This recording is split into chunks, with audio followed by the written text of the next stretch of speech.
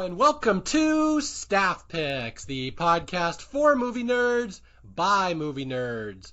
As always, I'm Mario Lanza, and I am your host on our journey through the movies out there that just need a little more love. And again, welcome back to Horror Month, where I'm trying to crank out as many obscure, underloved horror movies as I can in the month of October. And today's episode is no exception. This is a little anthology movie from 1990 called Tales from the Darkside, the movie, which is one of those movies I've always had a special affinity for, and it's one you really don't ever hear talked about anymore. Like, I don't know when the last time I heard anybody mention this movie, and I don't even know where you can find it anymore. I just happen to own the DVD. I've owned it for years. So it's one of these movies, I want to get this one back into the public consciousness, because this is one of these fun little anthology movies that, like, it's nowhere near as well known as Creepshow, but I would make the argument I think it's better than Creepshow. And my guest for this episode, I have not met him before. He was introduced to me as a fellow podcaster, fellow lover of horror movies, and a fellow lover of obscure movies and underloved movies, which, again, near and dear to my heart. So this guy basically does what I do on his own podcast. So I'm very excited to meet him for the first time and talk about Tales from the Darkside. Welcome to the show, Donnie McHenry. Hey, thanks, Mario. And yeah, real quick little plug. That's exactly what I do. So I'm a co-host. We've got a trio. It's me, Drew, and Emily, and we run a podcast called the Psychotronica podcast, and it's a podcast for forgotten film. And we do kind of the same thing. We love those underloved, underappreciated movies. So when I heard about you, Mario, I was real excited to kind of get on here, reach out to you, and when you suggested Tales from the Darkside, I got really excited. This is a movie just like you. It's super near and dear to me. Yeah, I use this phrase a lot on Staff Picks, but this feels kind of like the Keymaster meeting the Gatekeeper for the first time. I'm not sure we were meant to be on a podcast together. I like it. So tell people a little more about your podcast, how they can find it. We'll do this plug at the end, but I'm very intrigued by what you do. Sure. So my buddy Drew had suggested it. So it's Psychotronica, Psychotronica. You can find us on Apple Podcasts, Spotify. Drew says wherever you get your podcasts. He does the technical stuff. I just talk on it and do some of the research. But he says he can get it wherever that is. And it's based on this.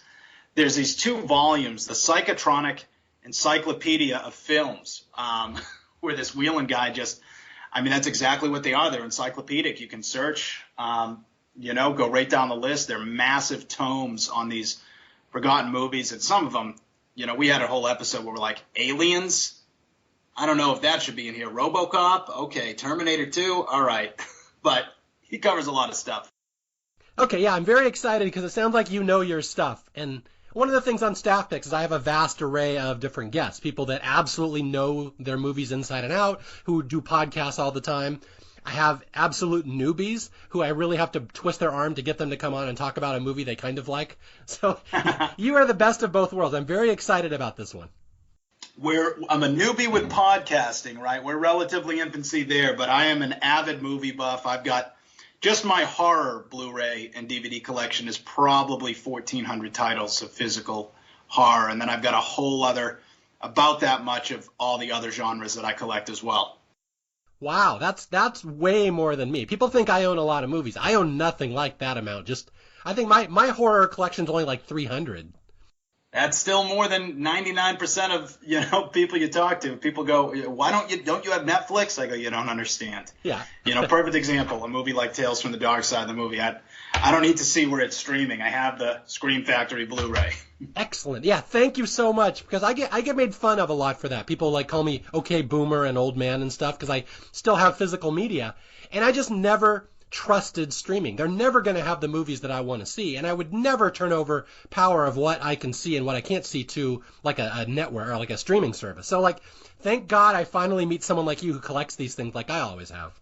Yeah, I just love having them there, and I love streaming too, especially as a horror fan. I'm a big fan of Shudder, and there's a lot of stuff that I've been introduced to through that service, but just to me, I'm a sucker for special features. I'm kind of a cinephile, not super aggressive with it, but they sound better and they look better on Blu-ray and 4K, than they will streaming. I don't have to worry about buffering or anything else. I just love it.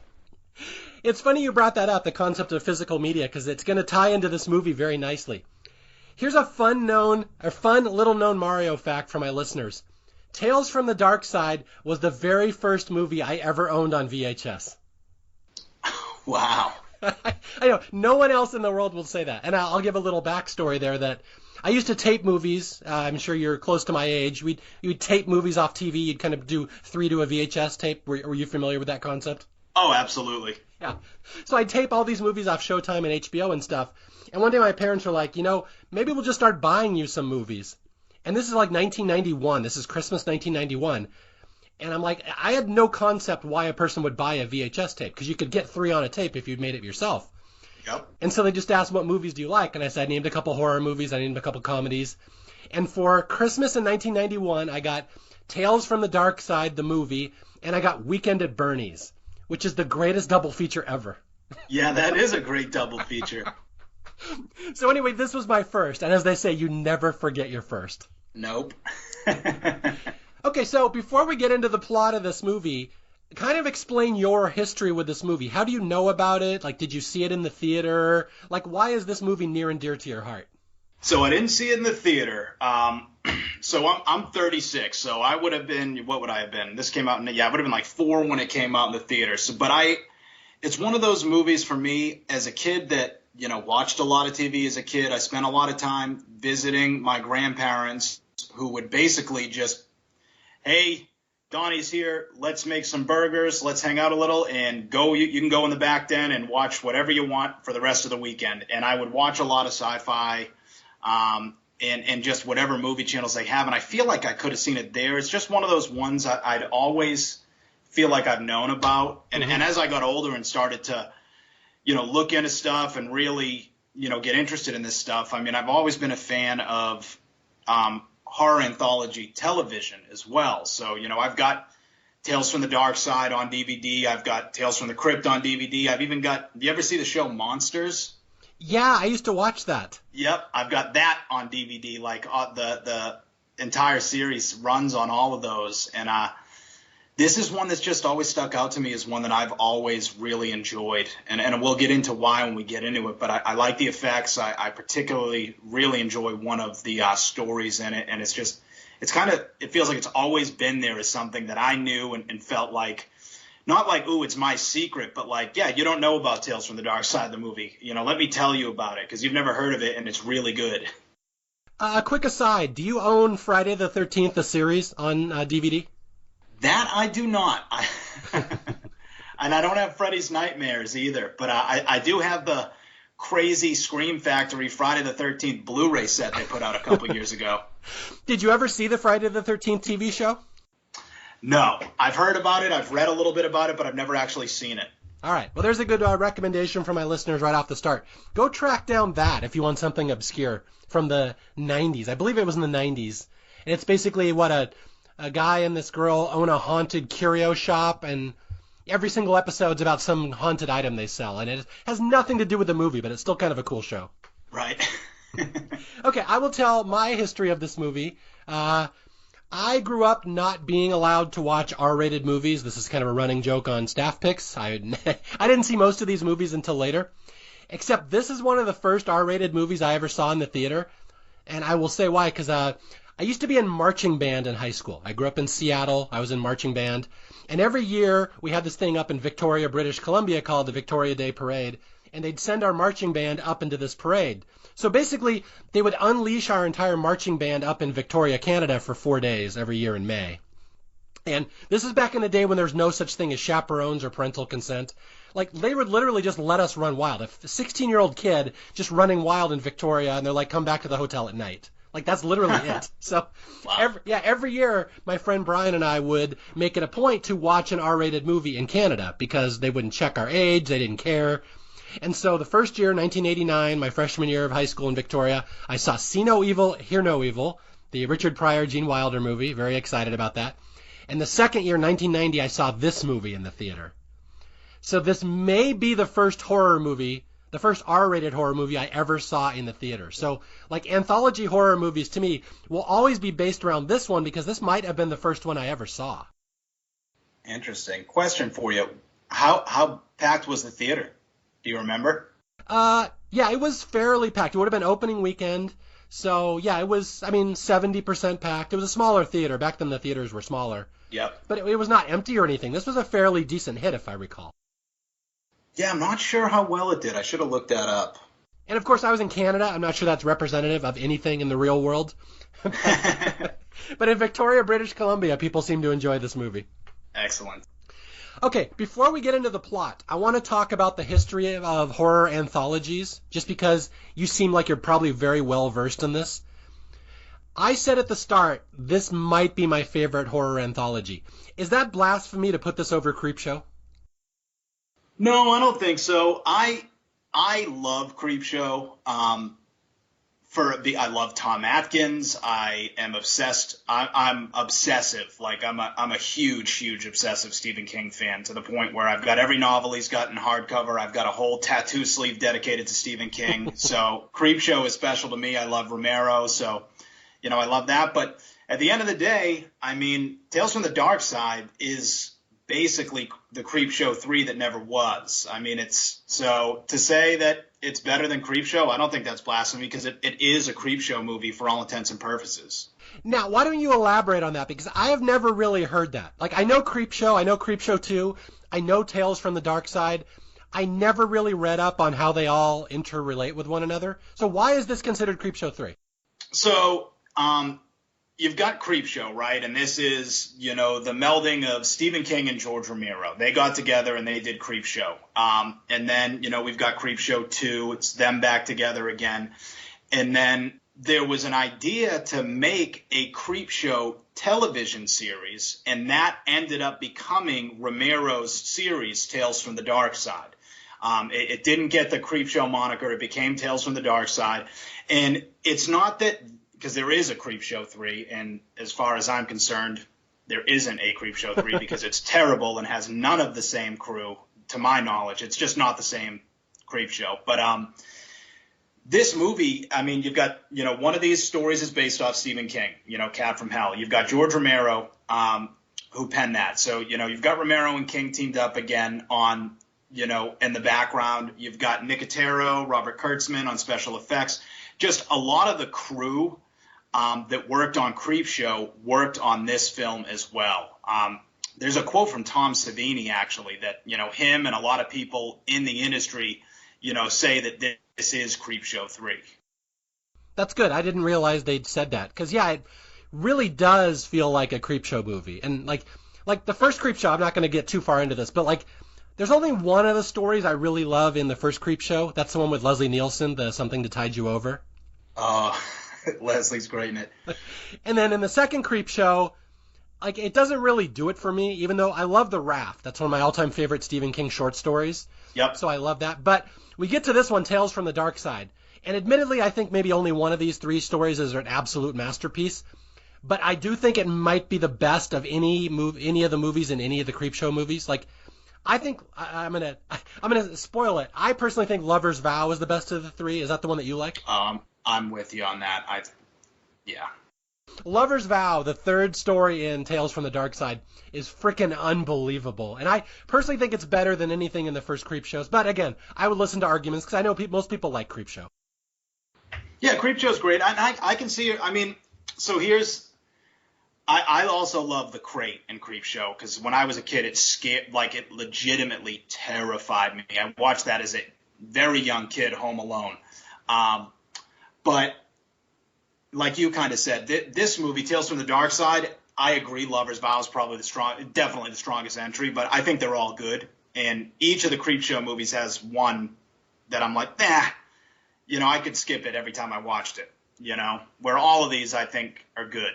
Yeah, I think that's a good way of saying it. There's not really, the other two stories aren't really standouts, but they're not weak either. They're just, there's something interesting. We'll definitely talk about Lot 249, the cast they somehow assembled for this thing. Yeah. Okay, before we get into Tales from the Darkside, I just want to fill people in. Horror anthology movies did not start with Creepshow. I know a lot of people think horror started in the 80s. That's not true. They were doing these British horror anthologies back in the 60s and 70s. There's one that I really like. I think it's called From Beyond the Grave with Donald Pleasance and his daughter. I think she's in there. They had Trilogy of Terror, which I've already done on Staff Picks. Coincidentally, if I plan this out right, you have already heard that episode before I post this one, because that's another Horror Month episode I'm doing. Have you ever seen Trilogy of Terror? I've heard of it. I have yet to see it. That's one you should seek out. That one's fun. But horror anthologies are a thing. This has been a known thing throughout history. Creepshow kind of made them big again, and then we kept going. And then in 1990, we get Tales from the Darkside, the movie, which admittedly has nothing to do with a TV show. You don't have to have any prior knowledge. It's just 3 fun little scary stories that I did notice it's billed as a comedy horror anthology on Wikipedia, but I wouldn't really call it comedy. No, I wouldn't either. So it plays it pretty straight. And again, this movie was like a mild hit. It wasn't a bomb. It wasn't like a huge hit. And then for some reason, it just disappeared. Now, is that your experience as well, that you really can't find this movie anywhere anymore? So I've got it, and I don't know, because they only, when they're out of print, they're out of print. But one of the companies that I love is a Scream Factory. It's like a boutique Blu-ray releasing company, and they're doing a lot of 4Ks now too, and they're great. So that's why I have it.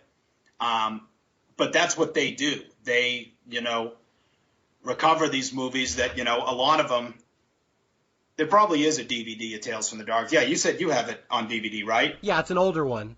Yeah, a lot of the releases they do are like, if there's a VHS, there hasn't been a VHS print in 20 years, and they'll get them in with tons of special features and stuff like that. So that's why I have it, but I've never seen it. When you go to Best Buy and go to the horror section, it's not something that you're going to find there, with some of the bigger, you can go and find a Halloween movie or Friday the 13th, of course those are giant franchises, but yeah, it's not one I hear get talked about a lot when people, talk about older horror movies. Yeah, I mean, you yourself talk to people about horror movies. You do podcasts on horror movies. This just is not a movie that ever comes up for whatever reason. Mm-hmm.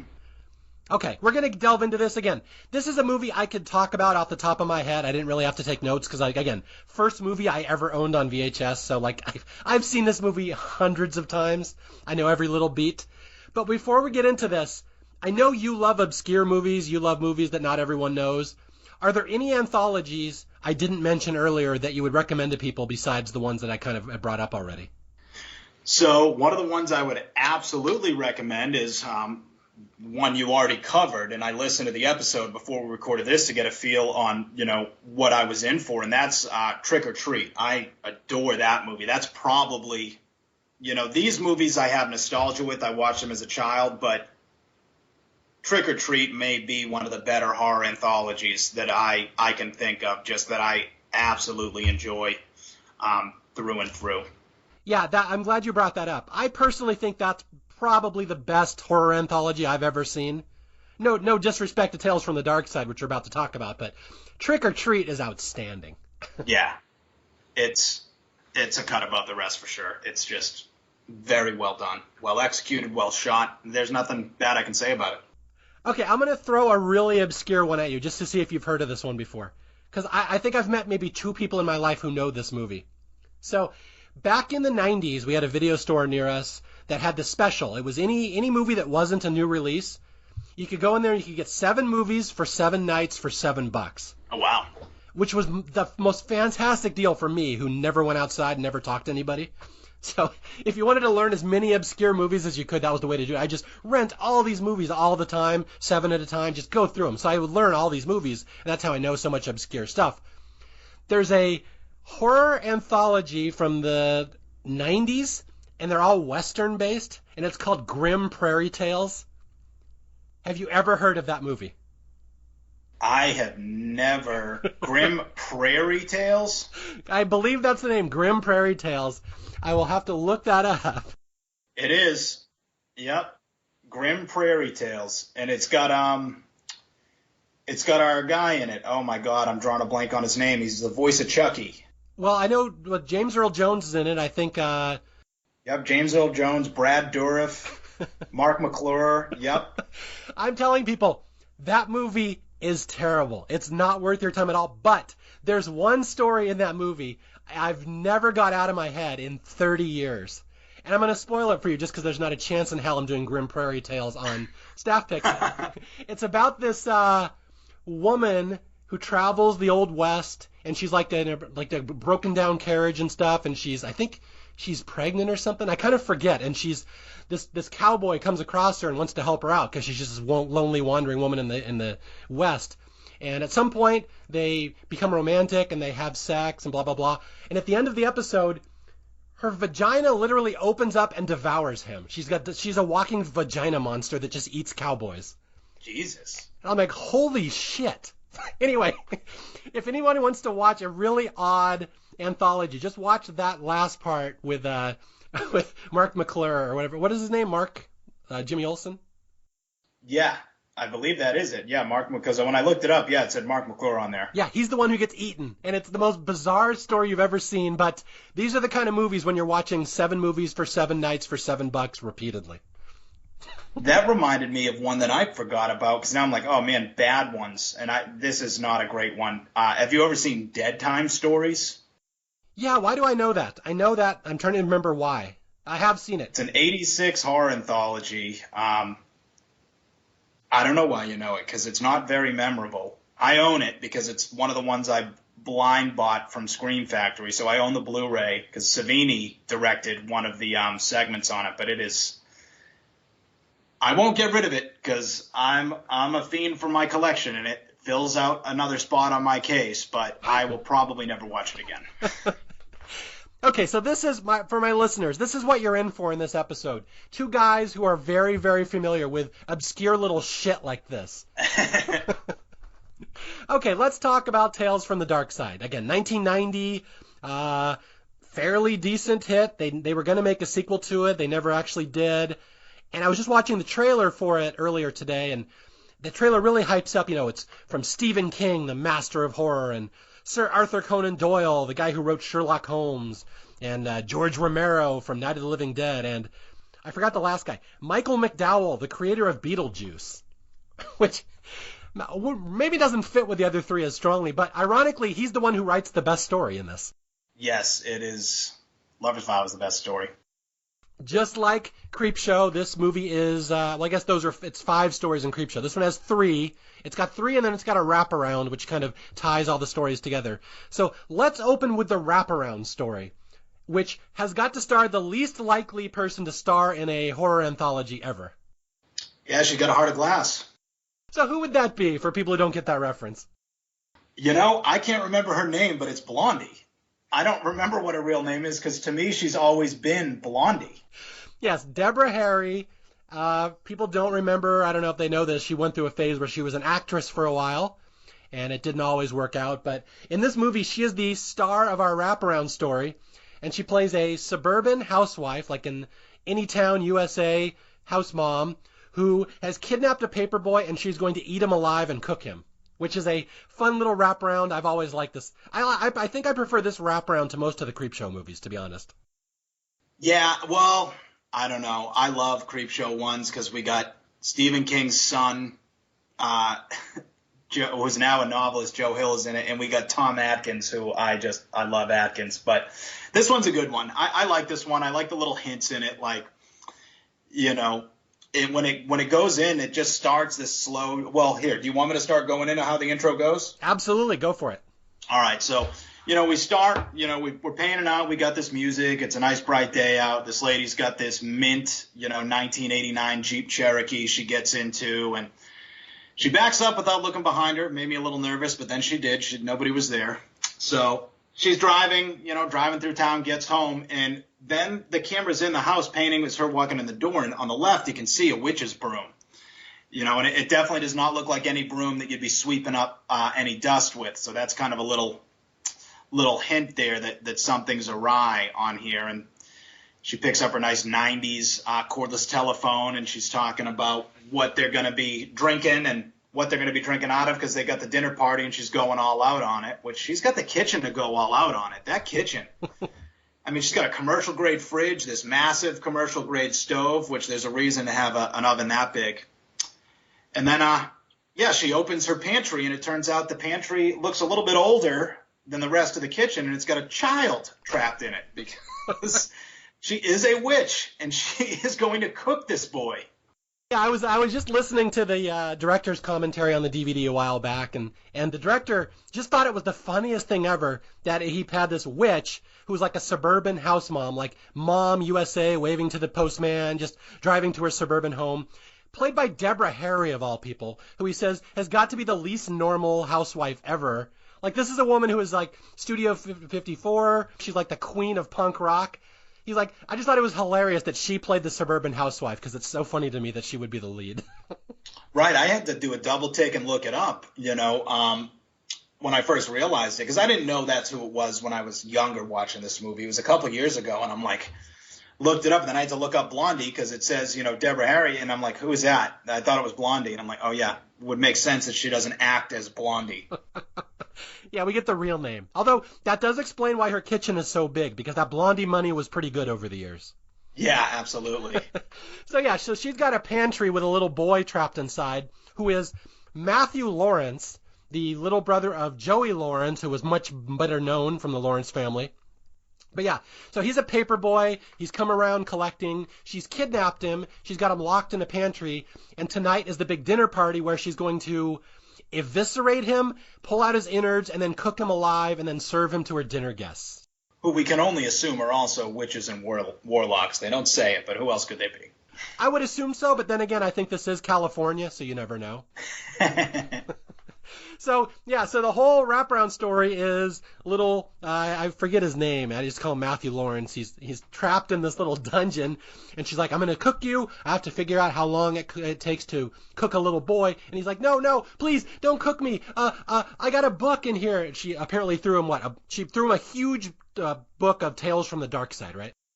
Yep, Tales from the Darkside, the book that she loved when she was a kid, that she's read through and she's given him to read. And it's one of those things where I get anal about the stupidest stuff in movies, and my wife is constantly, like, Donnie, we're watching Star Wars, and you're going to argue about, that the TIE fighter is moving too fast for her to jump over it, like it's Star Wars. And I'm like, I guess, but the book was clearly just pressed, as a prop piece for the movie. And I'm like, well, if this was the old witch's book, wouldn't it be a little beat up around the edges? I mean, it is brand new. But anyway. I also love that he's going to read her 3 stories, and every one is as if she's never heard it before, even though theoretically this was her favorite book. Yeah, my favorite book, but I forgot all the stories in it. Yeah, so anyway, she's tossed him this book. And again, it's a neat little tie-in with the brand name, Tales from the Darkside, which, if people don't know, was a TV show back in the 80s, competitor to The Twilight Zone. Fun show. And apparently there was a book about it. She's thrown it into him. And this is his stall tactic. He's like, please don't cut me open, gut me like a fish. I want to read you some of these stories. These are great stories. Don't you want to hear them? So that's the setup for this movie. And I do like the setup where he says, I want to read you this first one. It's about these college guys. And she's like, is it a love story? And he's like, no, but it's good. I like the setup that we're going to get to the third one, which is the love story, which we're going to build up to that through the course of the movie. So let's talk about this first story. Lot 249, written by Arthur Conan Doyle. This is an old, very old story written by the guy who wrote Sherlock Holmes. This is one of those stories that most people would remember from this movie. It's maybe the goriest. I guess that's debatable. They're all kind of gory, come to think of it. But yeah, kind of set this one up for people. What's the basic story here?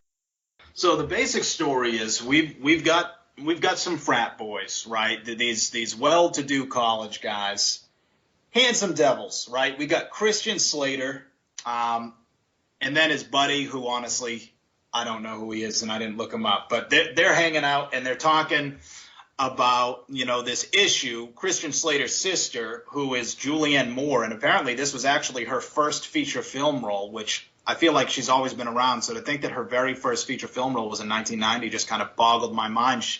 It was a few years later she's in Lebowski. But so they're talking about this kind of nerd guy that they know, Steve Buscemi. He is perfectly cast for that role. And he's just obsessed with collecting all this stuff. And correct me if I'm wrong, but I believe that the issue is that Julianne Moore stole something, and they think Steve Buscemi knows about it. He knows that she stole it. Okay, yeah, it's a little bigger than that. Again, this is not really as important to the plot, but the basic setup is there's these two rich frat boys, Christian Slater and this other guy, whoever, and the other guy was in competition with Steve Buscemi for some scholarship. Oh, yes. The Penrose scholarship. And somehow they sabotage Steve Buscemi's chances, Julianne Moore and this other guy, by creating a rumor about him saying he stole stuff from the museum. So they've screwed over this guy named Bellingham, played by Steve Buscemi, and he's mad about it because all these rich guys have teamed up to take away his scholarship. Right, which he needed it. Yeah. But this is it's a class struggle. Not to put any themes in this movie that don't really deserve, but it's the rich against the poor. The three rich guys. Again, the cast in this is amazing. They got Christian Slater right before he hit it big, Julianne Moore right before she hit it big, and as my wife said, God, Steve Buscemi was even uglier when he was young. Steve Buscemi is the poor guy, Bellingham, who's going to be the impetus for all the rage and revenge in this episode. Yep, and there absolutely is some. And that's what Lot 249 is, right? The title is he's got this big, giant crate. And they've got a great little, montage scene of them opening the crate with them fast cuts and zooms of just like, crowbar, crank, rip. And then all of a sudden, all the wood's off, and we've got this massive mummy, sarcophagus. I was drawing a blank. What were the mummies in? It's a sarcophagus. And it goes into and I really appreciate it. I'm a fan of Lot 249. He goes in and explains kind of what the embalming process was for mummification. He's like, well, he wasn't thinking anything. He doesn't have a brain. It's one of the first things they remove, through a wire in your nostril. And he's reaching into his torso and pulling out different spices and stuff because they remove all your organs. And, these frat guys are just like horrified. Our no-name, non-Christian Slater guy is like, I gotta go. He's out of there. Christian Slater gets looped into staying there and helping him. And, what he does is he eventually pulls out this scroll. And he says, I can't read it. Can you read, ancient, Egyptian hieroglyphs? No, I can't. All right. Yeah, just to paint a picture for people who may not see this movie, Steve Buscemi is the creepy college student who has ordered this mummy on whatever the 1990 version of eBay is, apparently. So he's got a mummy in his dorm room, and he's opening it up, and he basically explains to Christian Slater how you preserve a mummy, how they did it back in ancient Egypt. And basically everything he says is something that's going to happen to a victim later in this episode. They're going to set it up, where the first thing to do is they pull a brain out of the nose with a hook, then they rip it open and stuff it with flowers and spices. So Buscemi's giving all this backstory, and then he finds the scroll inside the mummy, which we're going to know is going to turn the mummy to life. Although I guess it's not really explained in this. Do you think he knew the scroll was there when he ordered the mummy? I think he did. I think it's funny, too, that setup, because his cover with these guys is that he's going to sell it for profit. And then he immediately opens it up and proceeds to cut off all of the wrappings and everything. And in my head, I'm like, well, who's going to buy this used mummy now? You've used it. But yeah, I think he knew what he was getting. And that was why he got it, I believe. And it doesn't explicitly say it, but yeah, because he did know what he was reading, right? He says he doesn't know how to read it. Then we've got Christian Slater watching TV, eating Cool Ranch Doritos. I notice all these little things. I'm like, oh, he's got the Cool Ranch. Okay. And he can hear him reading, reciting this stuff, which good thing. I always laugh on movies do it all the time, but what are you going to do? But apparently the ancient Egyptians also understand modern day English because he reads it out aloud in English and it works.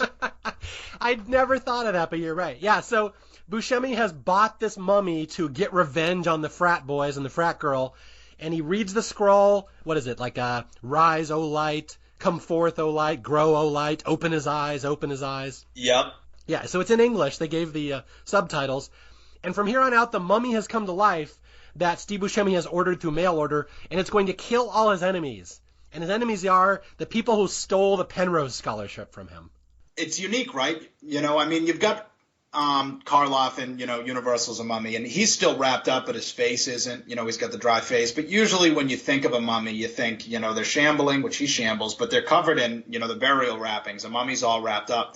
It's kind of cool this mummy was completely unwrapped before he came back, so he's just this, old crusty baked apple of a mummy. Just, I love the details. Like he's got a broken off finger and. Yeah, this movie has some gnarly special effects, and we'll definitely talk about them. Like, all three of these episodes are fairly gnarly and fairly graphic, so get ready for some fun descriptions. Yeah, absolutely. This is one of the things I always remembered about this movie was the mummy's first kill when he goes to our frat boy who shall not be named, and like you said, all these burial practices are about to be exacted in real life upon these unsuspecting college students, and this guy gets the brain abortion with the coat hanger. Yeah, again, I was a kid who was not allowed to see R movies, so this was my first R-rated movie kill. This is a good one for your virgin kill. Lee, the character's name is Lee, and the mummy's going to slip into his dorm room, take a coat hanger, and I can already see everyone who's listening has never seen this kind of cringing because I know where this is going. It's going exactly where you think it's going. The mummy curves the coat hook into a hook at the top, finds Lee. I'm trying to think of how graphic I want to be here. The hook goes up Lee's nose, twists around a little bit, and then the brain comes out his nose from the top. It's a gnarly scene.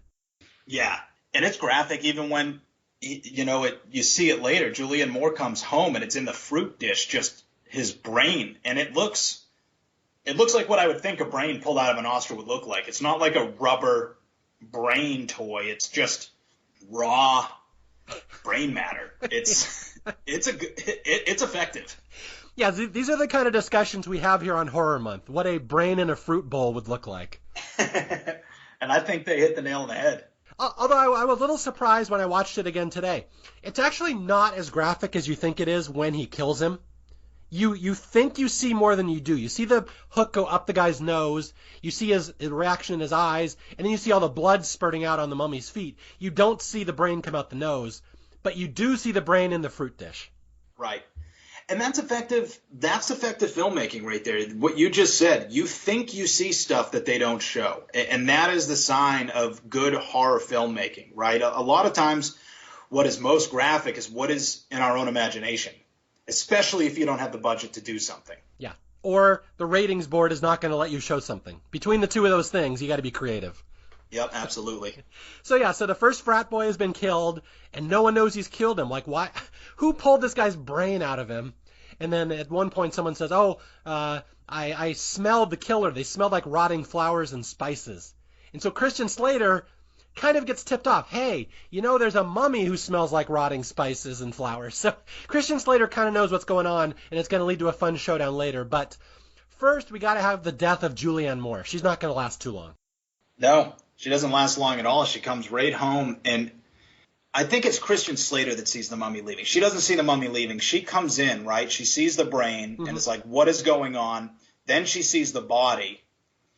And I think the first kill is the best, because her kill is – and I watched this a week ago, and you watched it today, so your memory's probably fresher than mine on it. But he just, cuts her up and then, wraps her in duct tape, doesn't he? Well, yeah, you got to remember that Buscemi has tipped off everyone at the start of the movie how mummies are preserved. First thing you do, put a hook up their nose, pull out their brain. The second thing you do is you eviscerate them and fill them with flowers on the inside. Oh, yeah, he cuts her in the back and then, shoves flowers into the cut. Yeah, it's nasty. It's not, again, you can't top a brain out the nose, so don't even try. But this one is pretty good because they've called their shot. That at some point in the movie, she has placed a little Zuni statue in Steve Buscemi's apartment to kind of frame him for this museum theft. And so now he's especially mad at her. So now he sends his mummy out the second time to kill her. It traps her in her house. She tries to escape. And yeah, she tries to throw herself out a window. He grabs her by the hair, takes a pair of scissors right down her back to skin her to open up a body cavity and starts stuffing flowers in her as if she's a mummy. Yep. So yeah, I mean, again, it's kind of a gruesome movie. It's not super gory. It's kind of comical the way it's done it, but you're going to get your money's worth with the gore in this movie. Yeah, the gore that's there is effective. Yeah, and then he wraps her in medical tape, like the stuff you'd use to attach an ace bandit, like that white medical tape. Yeah. Julianne Moore's auspicious debut in movies. Yep. Now, I'm wondering if this was Steve Buscemi's debut. I cannot imagine he was in too many movies prior to this. You know what? That's a good question. I feel like he is in some stuff when he's younger. I don't think this was his debut, but to be honest, I can't think of what would be. So whenever I have this question, I go to IMDb on my phone because it's probably my most visited site. Filmography, actor, 168. And we'll just scroll right to the bottom. He was in stuff in the 80s, yeah. Wow. Nothing that I would really remember. He was on an episode of Miami Vice. Wow. And I should point out, no disrespect to Steve Buscemi. He is my wife's, one of her all-time favorite actors. She loves this guy. I love this guy. But yeah, it's funny seeing him in this movie. He looks like he's like 22 years old. He's got those snaggle tooth you're used to. They put him in glasses. He's all homely looking. And my wife is like, wow, he was even funnier looking back then. It's to pull out a line from Fargo, just in a general kind of way, funny looking. Yeah, he is a unique looking dude. I actually make a joke sometimes. I'll go to somebody and go, man, you look like somebody. And they're like, oh, who? And I go, you look like somebody famous. And then you see him get all excited, like, oh, really? I look like a movie star? Yeah, who's that guy? Oh, he's in that movie. And they're like, oh, who does it? I'm like, oh, I got it. Steve Buscemi. You look just like Steve Buscemi. And you see their face, drop. And nobody really looks like Steve Buscemi besides himself. So they know it's a joke pretty quick. But to see their face drop, like, who is it? Oh, my goodness. Could it be Josh Hartnett? Maybe it's Ryan. No, it's Steve Buscemi. And this might be his big feature film debut. I'm looking at it. There's TV and stuff, but nothing big. He was in King of New York later on that year, and then he went up from there. I have a question for you, Donnie. You're walking around telling your friends they look like Steve Buscemi. Do you get punched a lot? No, you got to tell them from a distance. Okay, so let's get to the end of this lot 249. So Steve Buscemi's mummy has killed Lee. He killed Julianne Moore. And the only one left is Christian Slater, who's the only one who kind of understands what works. He was there when the mummy was brought to life. He was there when Buscemi unwrapped the mummy. So he's like, this fucker's got a mummy that's killing people. So the end of this movie has a nice little twist where Christian Slater is going to come and get revenge on Steve Buscemi. And basically, he has come prepared. He's not going to let the mummy beat him. Christian Slater has brought with him a carving knife. Yeah, an electric one. You get a little psycho Christian Slater here, a young psycho Christian Slater. Yeah, and it's got a little bit of physical comedy there.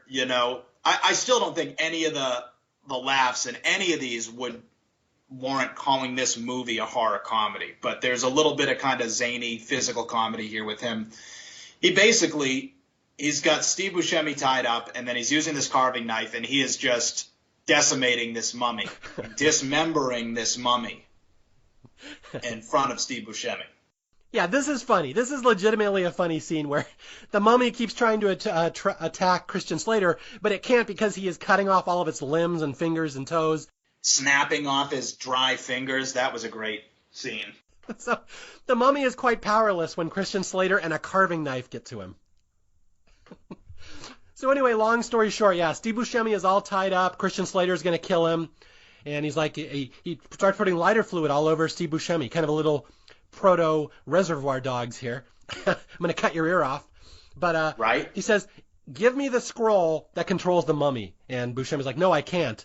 And Christian Slater's like, I will light you on fire. I've already killed your mummy. Give me the scroll that turns it to life, or I'm going to set you on fire. So Buscemi eventually caves and says it's in this drawer, blah, blah, go get it. So Christian Slater gets the scroll, burns it up, and that, in theory, is the end of the movie because there's no more mummy and there's no more scroll.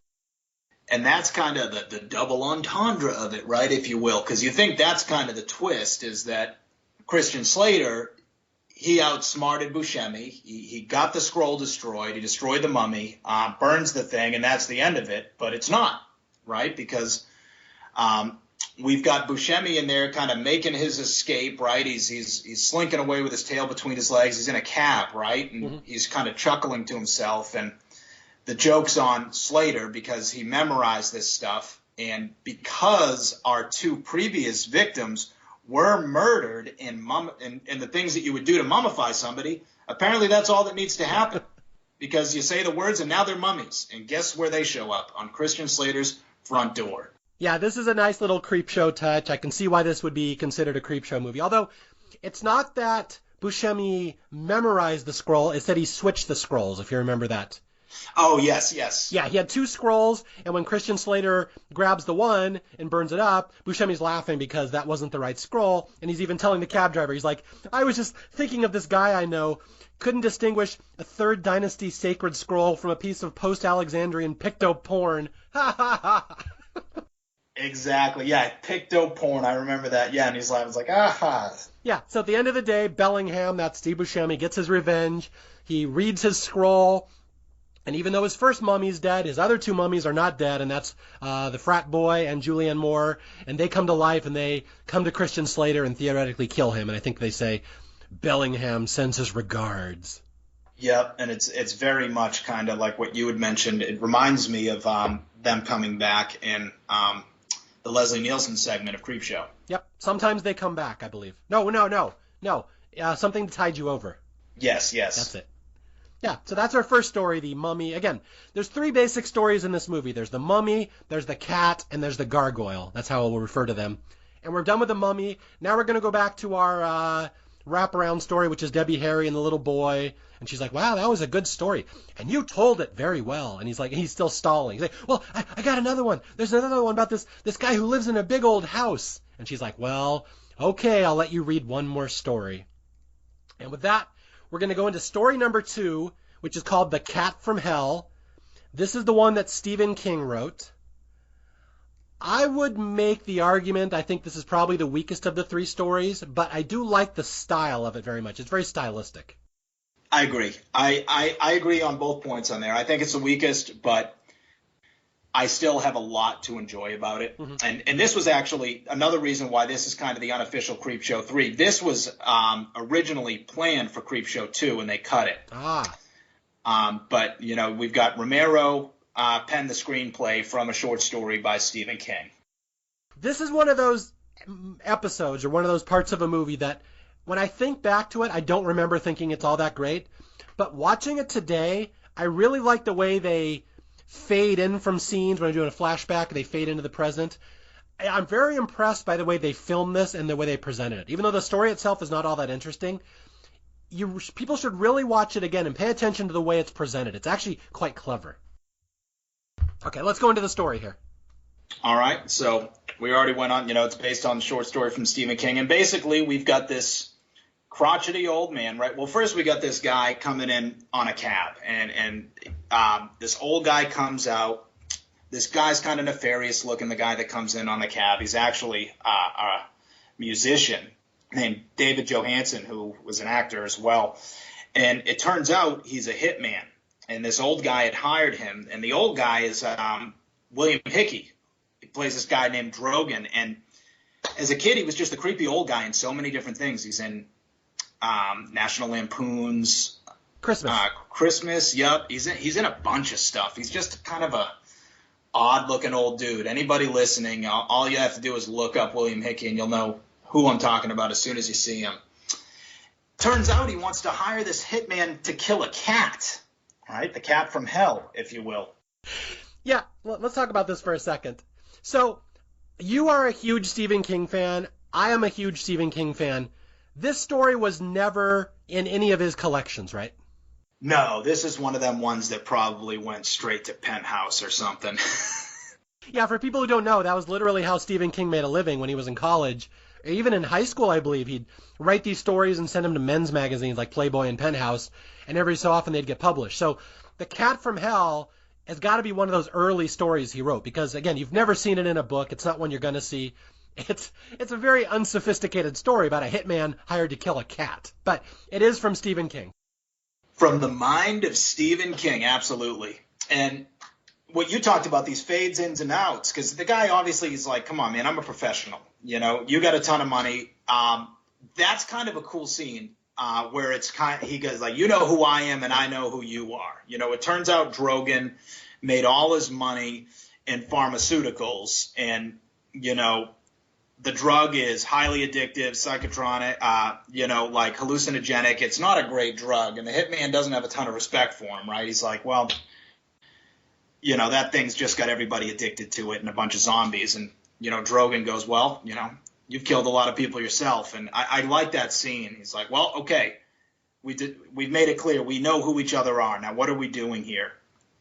And he starts fading in, and like you said, it's not the strongest story, and it's kind of deceiving because these fade outs to the murders that the cat has done in the past aren't the best scenes I've seen, and certainly not the best you're going to see in this movie. Just kind of, it's just a cat, and the cat's like meow, and then it's like wee, and then all of a sudden the guy's like, oh, my face is scratched, and that scene where he rolls the car, where they just had the guy scream while they just rotated the camera 5 times while the guy's just like, ah!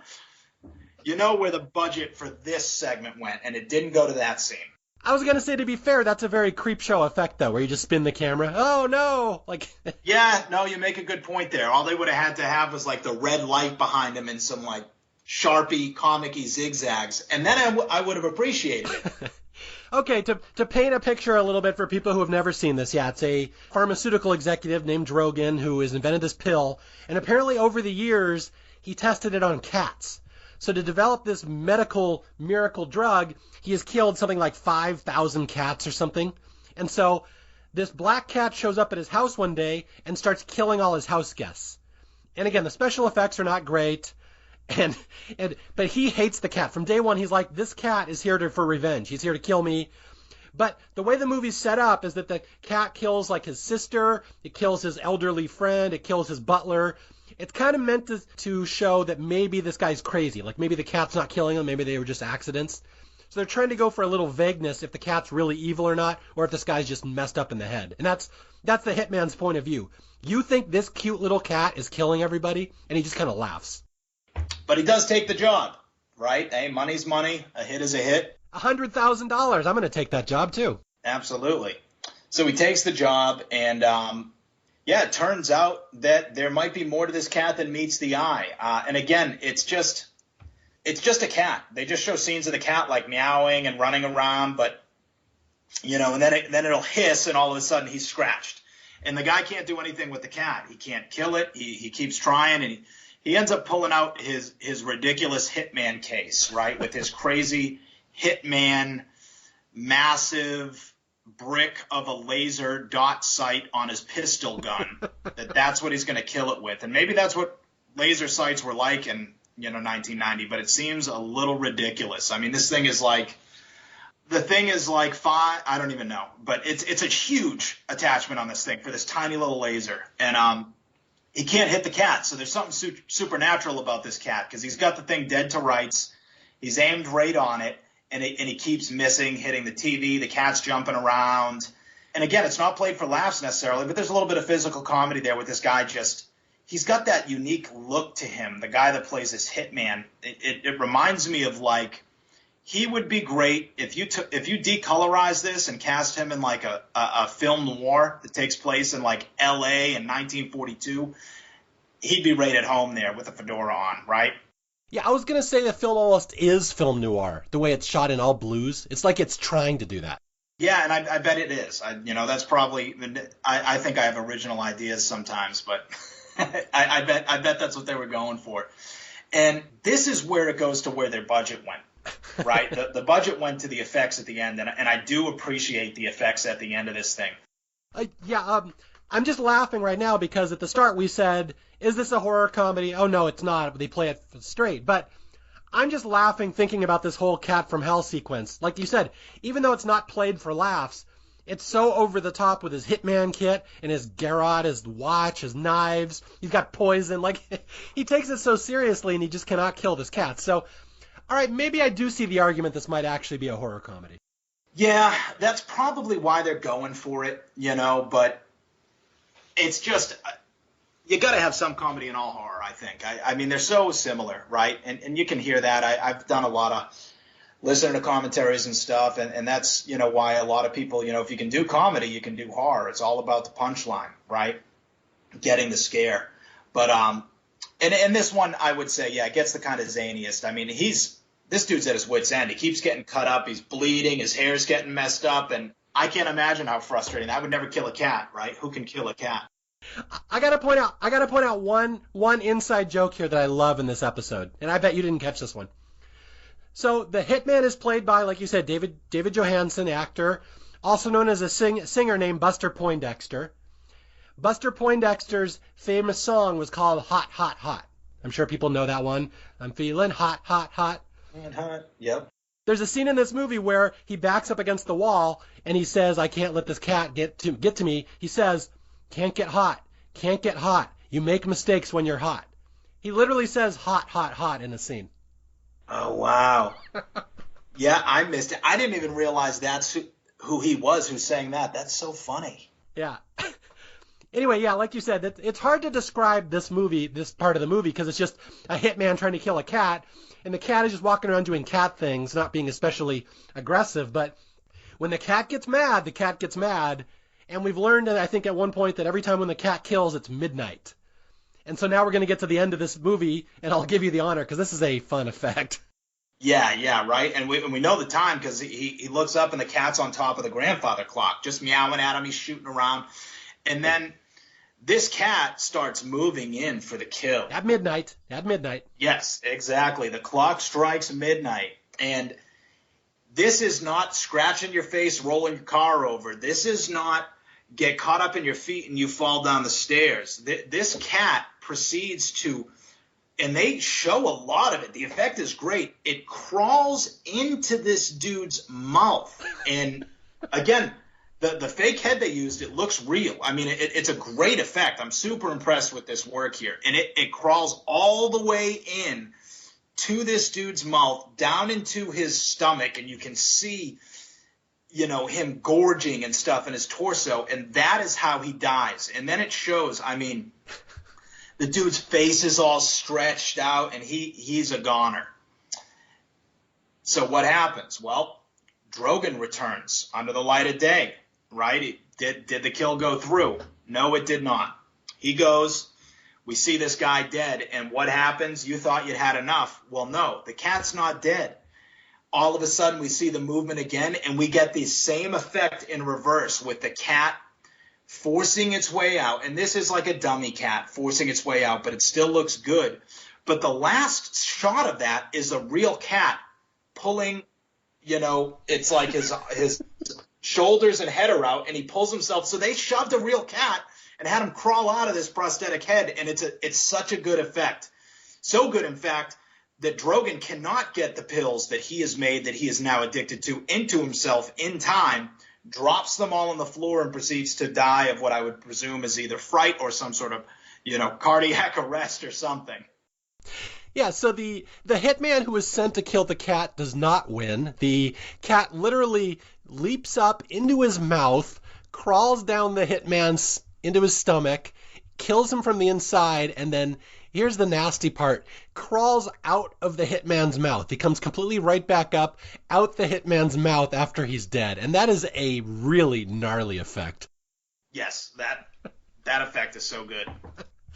My first R-rated movie in a theater. I'm so excited this was mine. I got the brain out the nose, and now we got the cat crawling out of David Johansen's mouth. It's such a cool effect. Yeah, and I forgot, it ends with the cat sitting on Drogon's lap, and Drogon's dead. He died of a heart attack. The cat is just happily cleaning himself off, cleaning all the David Johansen blood off of him. Yep. Mario, let me ask you this. Have you ever seen a movie called The Uninvited? I have. What's the plot of that one? I know the name.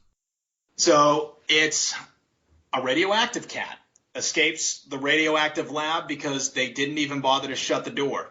And it's these rich people are doing some nefarious things. They invite some college kids to party on their boat, and the cat's on there. And it's this I forget what you call the breed, but the big orange fluffy cat. Oh yeah. And every time it kills, this horrible monster cat comes out of that cat's mouth to kill and then goes back into it. And it's a zany, ridiculous movie. Anybody who hasn't seen it, it's streaming on Shudder right now. Not to plug Shudder, but I will plug Shudder because I love Shudder. But it's worth checking out. Yeah, it's funny, this movie with the killer cat going in and out of people's mouths followed so soon after Pet Sematary, which I believe was like a year before this. Yeah, Pet Sematary came out in 1989. Yeah, so probably made people wonder what the fuck Stephen King has against cats. Yeah, what's the deal with this guy and cats? And then he's got Cat's Eye. Sleepwalkers, where they're kind of like cat wolves, like werecats. I love Sleepwalkers. I saw that in the theater. I'm so proud of that. Yeah, Stephen King has some kind of weird cat fetish. Although, in his defense, in Cat's Eye, the cat is the good guy. Yep, the cat is the good guy in Cat's Eye. Yeah, and then in Pet Sematary, it starts good and then turns really bad. And in this one, it's the cat from hell. And again, I'd argue this is probably the weakest of the three segments, but it is the goofiest. You really don't forget the cat going in and out of the guy's mouth. And just thinking about it, I was laughing, just the plot of this movie, that someone wrote a story where a hitman trying to kill a cat. So yeah, it's not a worthless entry. It's the weakest of the three stories story-wise, but the style's really cool. Like you said, it's kind of film noir because it's filmed all in blue, and I just like the way they present it. I think it's very well done. Yeah, that's the thing. You know, saying it's the weakest is more testament. The other two were just, well, especially Lover's Vow. I mean, the other two were just good entries. And even this one, for what it is, and I think that can elevate a movie like this so much, it is just when people play it serious. You know, there's some laughs and stuff, but for the most part, we're in this thing. Like, this thing is really happening. It's not all played to be a zany look at the crazy cat from hell. Like, they play it serious, and you can suspend disbelief and get into it with that. And it works. I also believe this part of the movie, is in the Guinness Book of World Records for the most times a cat is called a motherfucker. Yeah, the hitman has a mouth on him. He's not happy with this cat. No. Anyway, so that's story number 2. Again, this is a very short movie. It's only 90 minutes long. We're already 2/3 of the way through it. Now we go back to our wraparound. Debbie Harry's like, wow, my goodness, that was a scary story. And she's like, but you know, the ones that I like, those are the love stories. Do you have any love stories? And Matthew Lawrence, no dummy, is like, I don't want to get cooked. Oh yeah, there's a love story in the book. Let me read you my favorite one, the love story. It's about this street in New York where there's a lot of people there during the day, but at night, strange things happen. And that is our setup to, I would argue, one of the greatest horror short stories I have ever seen on screen. I love this story so much.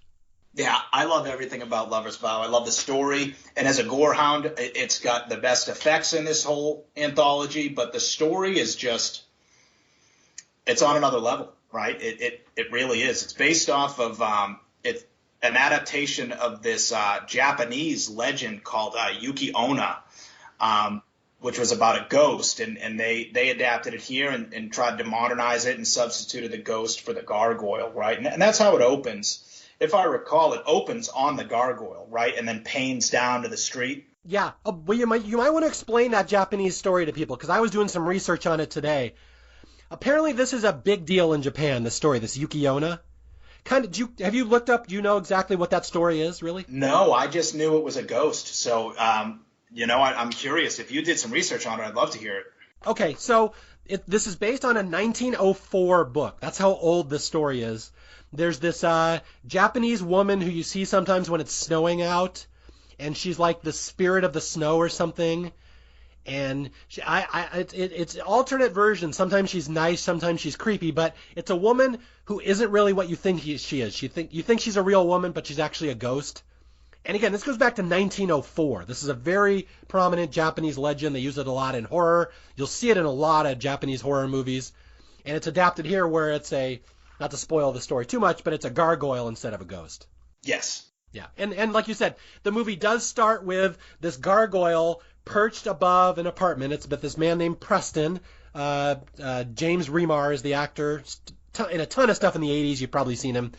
Yeah, I love Remar. Yeah, plays an artist named Preston. And it starts with this gargoyle on the building above him who looks down into his studio as he works.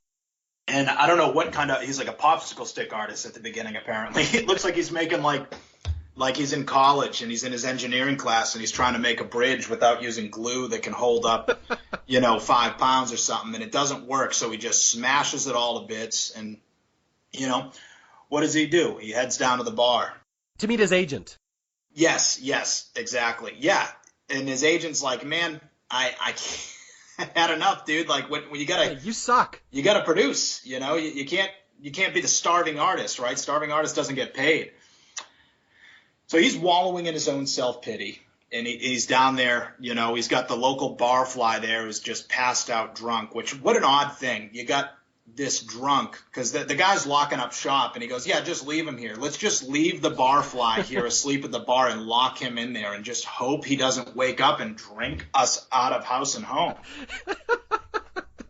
They were more trusting back then. Yeah, right? Just not a smart business decision. Okay, yeah, for people who've never seen this one, I really got to get this story perfect for you, just because I really want you to understand why this is such a cool story. It is indeed a love story. We're going to get there in a second. So Preston, the failed artist, none of his stuff is selling. His agent has fired him. He says, you're worthless. You make no money. I can't represent you anymore. So Preston has hit rock bottom. He's at the low point in his life. This is James Remar. And one night he's just out drinking, basically going to drink himself to death because someone says, Da Vinci and all them, they never got famous with an agent. Why do I need an agent? And someone said, well, they died. That's how they got famous. So yeah, that's the barfly. He lifts his head just for the second. How did they get famous? They died. And then he passes back out. So that's the implication. Preston may be trying to drink himself to death here. He just doesn't care anymore. And as he's leaving the bar that night, he's leaving with the bartender. They lock this barfly in the bar, so it's just the two of them. As they walk out to an alley behind the bar, something big is going to happen to poor Preston that's going to change his life. So James hears this commotion, and I believe, does the guy get decapitated? Yeah, this is brutal. The bar owner gets slashed across the face, his hand gets ripped off, and then he gets decapitated by something. Yeah, and he turns and sees this horrifying, completely, and again, I love these older movies, right? There's no CGI here. This is all practical effects. This enormous gargoyle. And, you've got to get to where this story's going somehow. So far be it from me to complain, but I thought of it when I was a kid, and I'm just like, why would it do that? But whatever. So he is begging for his life. After he's tried to get into the door, he's trying to wake up the sleeping drunk, let me in, let me in. I don't know how he thinks that drunk could let him in because they chained and locked the door from the outside, so that drunk is locked in there. But hey, you're being, stalked by a gargoyle that just absolutely eviscerated your friend. So, I would probably do the same thing. And he turns around and starts groveling and begging for his life. And then it turns out this gargoyle can speak. And it tells him that he needs to make it a promise that he will never speak of it, tell anybody what happened, or tell anybody that the gargoyle is able to speak. And that is what he makes him promise. And he promises it, and then it slashes his chest and flies off into the night. Yeah, I got to talk about this scene because you may be hearing the word gargoyle, and you may think it's this innocent little thing. Like, I've played Dungeons and Dragons. I've played Heroes of Might and Magic. Gargoyles are little pussy monsters. They're weak. They're not. They're you can easily defeat them. The gargoyle in this is not. It's like 8 feet tall. It's got these huge claws and fangs, and it's scary. It's a scary mofo. And I wrote down the exact promise he makes. He tells Preston. Preston's like, please don't kill me, because he's already seen his best friend decapitated. And the gargoyle says, your life in exchange for a promise. If I let you go, you must swear you'll never say you saw me, never tell anyone, never repeat what I've said. A promise forever. So that's the deal. Preston can live as long as he never, ever, ever, the entire rest of his life, mentions this gargoyle attack. And like Donnie said, the gargoyle scratches him, gargoyle flies off, and really, that's the end of the night. Preston has been spared. He has no idea why, but he has this terrible secret that this gargoyle killed his friend, and this gargoyle, apparently, from up on top of the building, is alive. That's kind of the creepy thing here. And it is creepy. This, like you said, it's huge. It's got to be, 8 or 9 feet tall? Mm-hmm. Yeah, it's way taller than him. Yeah, maybe even more, maybe 10 feet tall, because, it's almost like twice his height. And yes, so as he's walking home, he runs into this girl, Carola, and he is understandably a little on edge, and he kind of scares the heck out of her, and I can't remember why he takes her to his house. It's because he has just seen someone murdered, and he sees this young woman. This is Rae Dawn Chong, one of my favorite actresses of that era, playing Carola. Yeah, she's just walking down the street, and she looks nervous. She's lost, and it's a bad area of town. So he basically... That's what it is. Yeah, he's trying to protect her, but he protects her by abducting her, which I always thought was funny. Right, he abducts her, and he is acting very manic. So she is not very comfortable with the situation, but, any port in a storm, she's also doesn't feel very safe in this area. So he does take her home with him. He says she can call a cab from his house. That's the premise. That's how he gets her to go in there. And she does end up staying there. And in the morning, he wakes up, and he's much more reserved and less manic. And, long story short, throughout the rest of this segment, we see moments where he immediately starts, tempting fate. Mm-hmm. I won't talk about it, but you never told me I couldn't draw about it. So he starts drawing this image of the gargoyle's face, and he throws it away. And turns out, now him and is it Carla? Carola. Yeah, let me talk about her for a second, because she's very important to this. So Carola is just this innocent young woman who's walking alone at night. He talks her into coming back to his place, calls her a cab. They end up flirting with each other that night. And they're kind of have the hots for each other. She's impressed that he's an artist and that he saved her. The important thing is she sees the scratch across his chest, and she starts nursing him. She starts rubbing alcohol on it and helping him nurse his wounds. And it ends up with them making love that night. They kind of start an affair. They sleep together that night. And the next morning, Carola wakes up, and she's like, I really needed that last night. That was so important to me. And he's like, oh, last night was a nightmare. And she's all hurt. And again, this is a very legitimate love story. It's played very straight to love stuff, and that's why it's so powerful later. Again, something horrible is going to happen. This is a Tales from the Darkside, but you really do believe that Carola likes him. He likes her, and, he hugs her, and he says, if you need protection, you can come here again, blah, blah, blah. And so they basically just start an affair, and it's going to lead to a very quick love affair where at a certain point she's going to start moving in, right, because she needs a place to stay. Right. And like you said, they're tempting fate. He's drawing stuff about the gargoyle. She's looking around. Something bad is going to be Bluebeard. Don't open the closet. But that's where we're going here. Right. And it takes a while to get there. This isn't an overnight thing. So we then move forward basically through their lives that they built together. And now we've got our friend here, Preston, is finally finding success. Through Carola. She helped him. Yep, she helps him. They're at his first art exhibition, and lo and behold, the drunk from the bar shows up, and we have a little bit of an altercation here where he implies that Preston must know more about that night. And he's like, you know what, man, I could get drunk off your breath. Like, you got to get out of here. Get out of here. Don't bring this up now. Look at what I got going on. And he pushes him to the side, ignores that. I got to move forward. And he continues to find success. They end up, we move through their lives. They get married. And we end up, now we're down the road. They're happily married. They're, like you said, they play this very well. Like, you care about them, and the relationship feels genuine. Yeah, so they've gone really far in their lives that apparently Carola knew some art owner who owned a studio. She recommended this guy Preston. It helps his career, yada, yada, yada. All of a sudden, Preston becomes very famous. They have this whole long love affair. She's like, I love you. He's like, I love you. You helped me. You saved me. And then she's like, will you love me forever? And he's like, yeah, I will love you forever. And she's like, will you love me and my child? And he's like, oh my God, you're pregnant? Like, that first night they met, they made love, that she ended up pregnant. So they get married. They form a successful partnership. She's his manager. He becomes a big artist, like the biggest artist in New York. They make lots of money. They have 2 beautiful kids. And we flash forward. He has managed to hold the secret for 10 years. He's drawing the gargoyle. He's hiding his drawings. Again, this is not going to end well. You're not entirely sure where it's going to go, but it's going to be very horrific. Now we fast forward 10 years. It's their 10-year anniversary, and they're going to have some party that night of the night they met and all the success they've had over the years, and they're 2 beautiful little 8- and 9-year-old children, and this is where the shit's going to hit the fan on the 10-year anniversary. Does she do anything to spark him to tell her, or he just tells her because he loves her? No, there's one scene where we see her looking through his desk drawer, and she sees a gargoyle painting, and she kind of puts it back away. Like, she doesn't want to see that.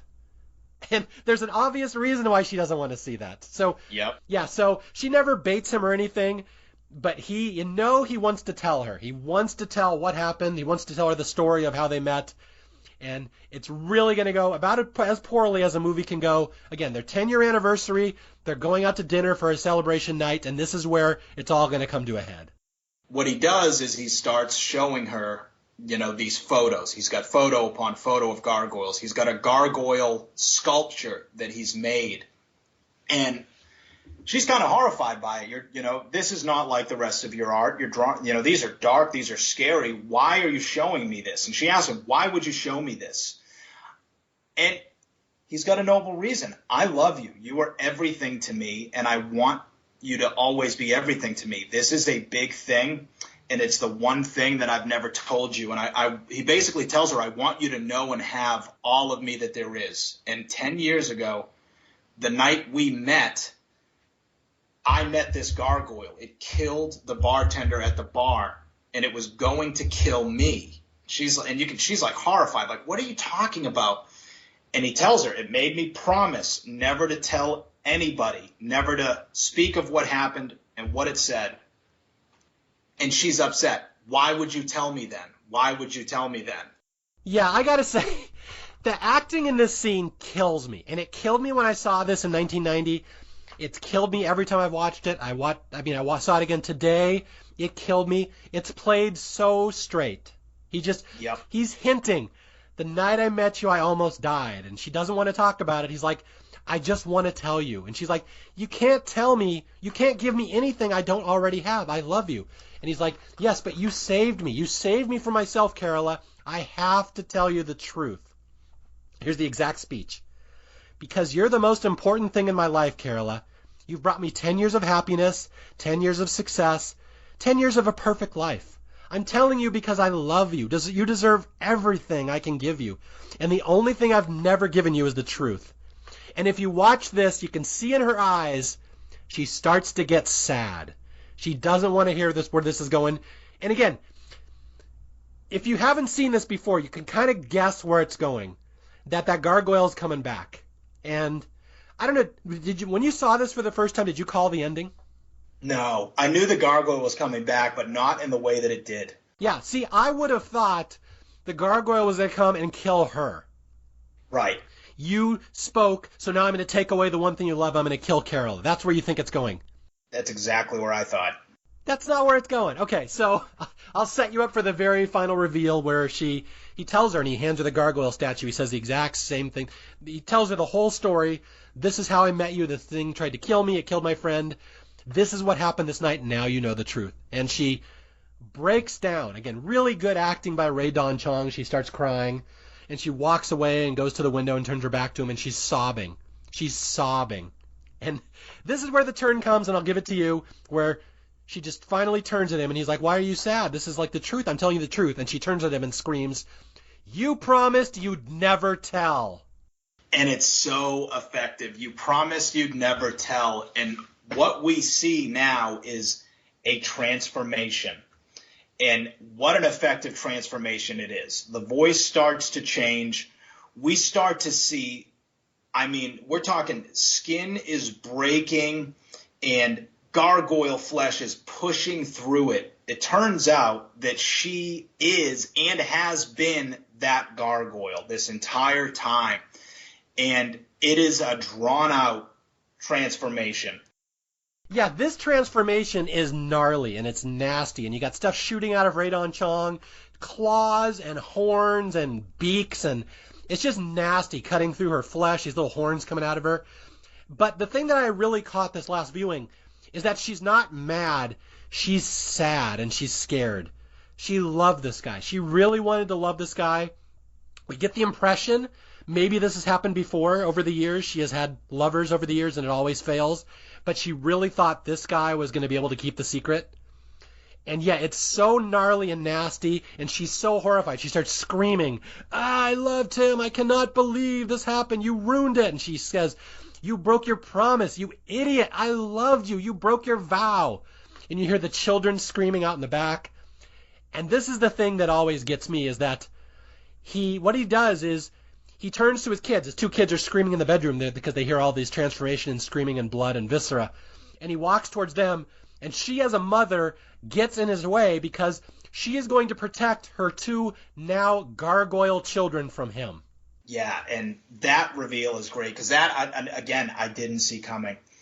And again, we got the practical effects. These two little cowering gargoyle children hugging, brother and sister hugging each other. And like you said, that's what's so great. And that's why this one stands out as the best. We've got the love story throughout the beginning, but it's not this big scary, I've been the gargoyle all along. It's sad. It's terrible. They have the two crying little gargoyle babies. Like they're a little 5 and 6-year-old gargoyle with tears hugging because now they have to be gargoyles again. Yep. Oh, yeah, and poor Preston is like screaming, no, I'm sorry. And she's like, it's too late. And he's like, Carola, I loved you. And she's like, I loved you too, but you broke your vow, and that has sealed your destiny. And she's got him wrapped up in her wings. Oh, yeah, and she rips his throat out, right? She bites him and tears his throat out. Yep, as she's crying. She loves him. That's the thing. He's been not just banging a gargoyle. They loved each other. This was a true love story like Debbie Harry wanted. And she knows she has to kill him because it's never going to work. So she mercy kills him by ripping his throat out. And she's crying. And I've never seen anything like this in a horror movie before. Me either. It's so good. Oh, man. I can just, between the effects of her transforming, like those wings popping out of her back.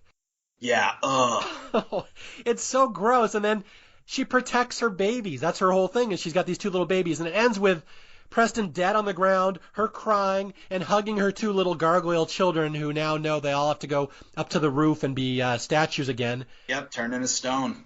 And that's literally how it ends, right? We pan up to the top of the building, and there's Carola, who the gargoyle, now with two little gargoyle babies she's got her arms wrapped around.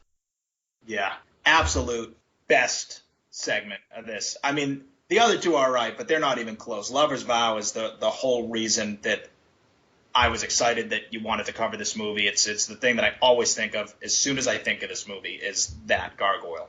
Yeah, I mean, that is a showstopper. That is how you end an anthology. And it's funny, I just did an episode on, like I said, Trilogy of Terror, and in that one, the third story is the big one as well. It's this really famous one about a doll who attacks a woman. I mean, that is a showstopper. I mean, that's nothing next to this one. Lover's Vow is a showstopper. Yeah. And I should point out, once again, written by the guy who made Beetlejuice. Yeah, so do you have any more thoughts about Lover's Vow? I mean, I could talk about this one forever. Just the themes, the way it's presented, the acting. There's not a single flaw in Lover's Vow. It's so amazing. Yeah, same thing. Everybody in it is great. It's acted well. The story is excellent. It's paced well. Something like this, you couldn't make a 90-minute movie. But for the time we have, it's perfect. And me, I'm a gorehound. The effects, the gargoyle looks great, but for me, it's those effects of the gargoyle busting out of her human skin and what they show, and it's lit well, and it just every single thing about this segment slaps. Mm-hmm.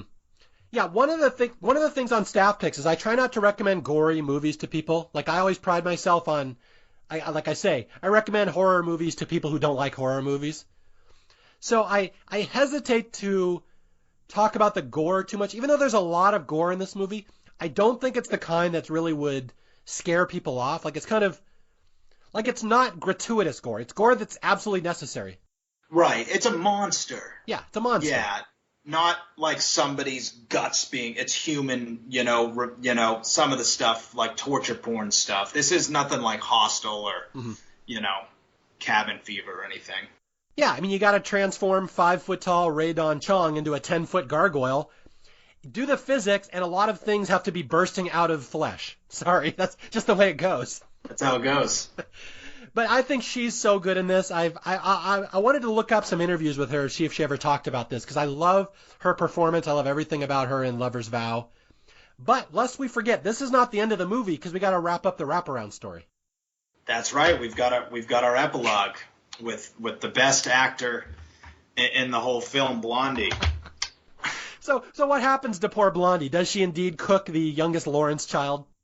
She tries. So we go back and, she tells him how she appreciates that story and that, that is a great love story. And, he does what he's been doing the whole movie, right? But there's one more. She goes, no, kid, there's no more time. She starts opening it and he starts telling a story anyway. Well, there's this kid and he was filling in for his older brother on the paper route. And, long story short, right? He's telling his story, and she realizes it. And she goes, yeah, well, we all know how this one ends. No fair. This one's no fun. And this might be the weakest part of the whole movie, in my opinion. He goes, what you didn't know is that he had marbles in his pocket.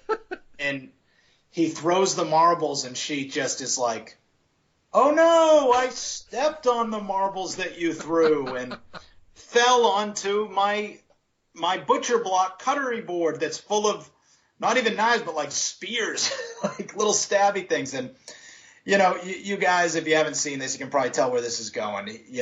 She's all stuck on this thing, impaled.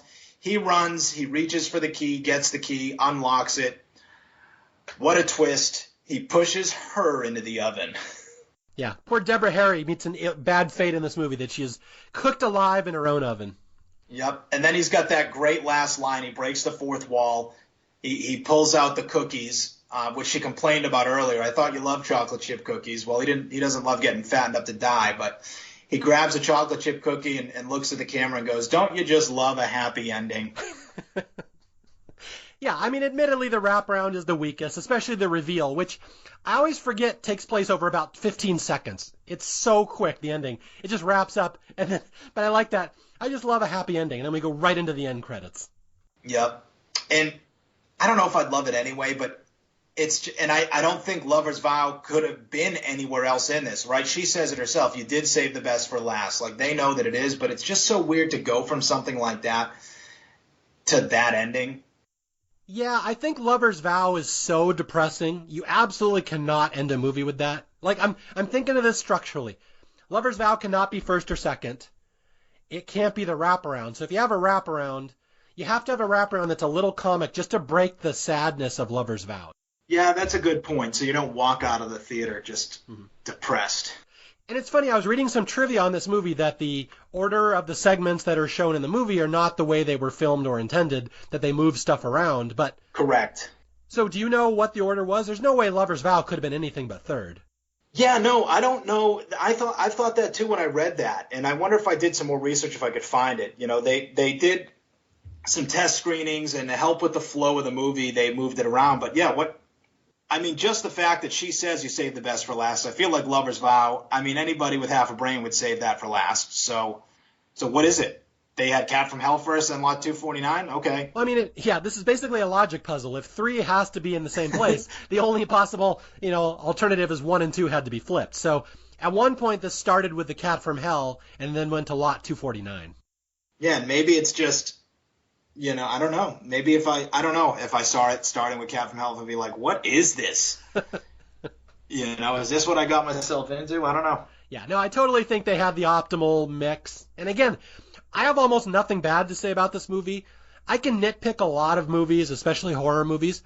I can't nitpick this one too much other than to say the wraparound is kind of weak. But, for the stories themselves, I think they're all fairly solid. I really can't say how I would have improved most of them other than you may have want to fleshed out Lot 249, give it another 20 minutes.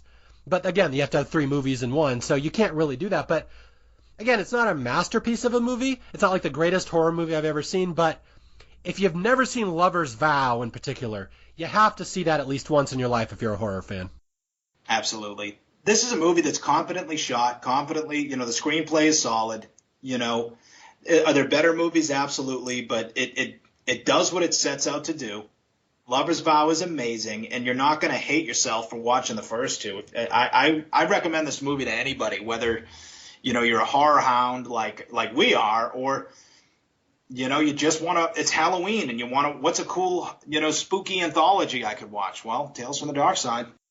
Yeah, it's funny. When I was planning out Horror Month, I try to have a good mix. I want some that are super intense. I want some that are a little goofier. I try to throw some TV movies in there, some anthologies. I wasn't entirely sure Tales from the Darkside was hardcore enough for Horror Month. I wasn't entirely sure I was going to use it or not. But then rewatching it and talking about it with you, I absolutely think I made the right choice in doing it. So this movie is actually better than I remember it. And again, I've seen it hundreds of times. So I was even impressed by it today. So that should say something about why I think people should watch this movie. I love that. Don't you love that when you see a movie you've seen so many times, but it's been a few years and you're like, man, I just recently did that. Have you ever seen Krull?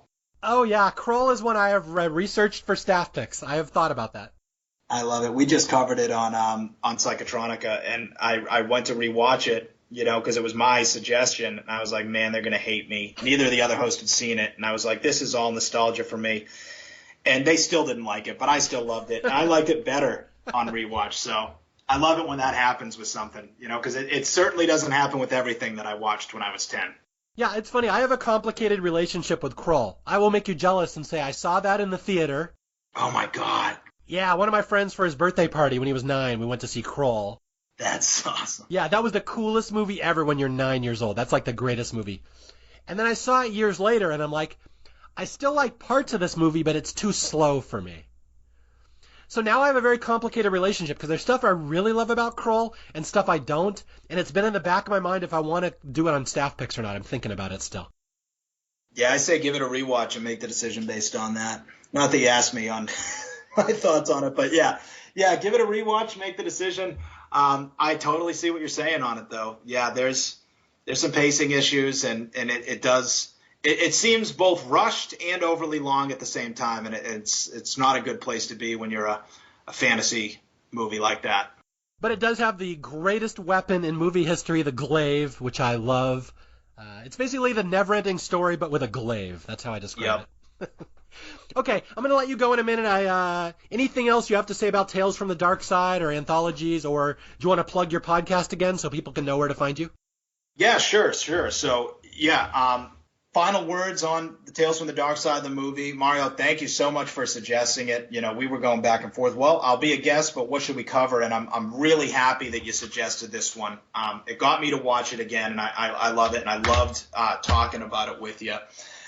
For anybody that wants to check out what we do, you can check out the podcast that I host with my friends Drew and Emily. It's Psychotronica podcast. You can find that on iTunes, Spotify. You can follow us on Instagram as well. We have an Instagram for the pod, and it's just simply Psychotronica Pod. And we'd love to hear anybody's thoughts on any episodes. Come check us out. And Mario, again, thanks again for letting me come on here and spend some time talking to you. I had a really great time talking this movie with you tonight. Yeah, absolutely. That was a lot of fun. And do you ever have guests on that podcast? So we're talking about it. We just, like I said, we're about to cover our third movie. We do a movie a month and then like a mini episode every couple weeks too. So we're still really new at this.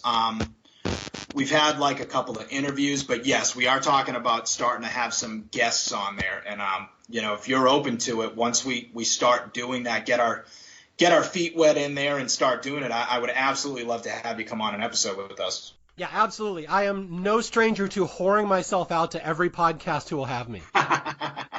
If you ever want a guest to talk about any movie ever, just let me know. All right, awesome. And again, everybody, thank you for listening. Once again, I'm Mario Lanza. This is Staff Picks. If you need to reach me, you can reach me at staffpickspodcast@gmail.com or on Twitter @MarioJLanza. And until next time, I'll be out there searching for more horror movies that deserve a little more love, and I'll sure as hell be keeping my vows and not talking about the gargoyle as I'm researching.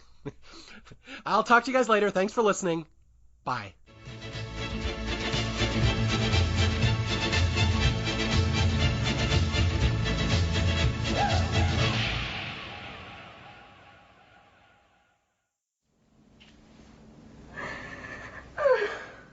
What's wrong? I'm not making this up. I'm telling you the truth. You promised you'd never tell!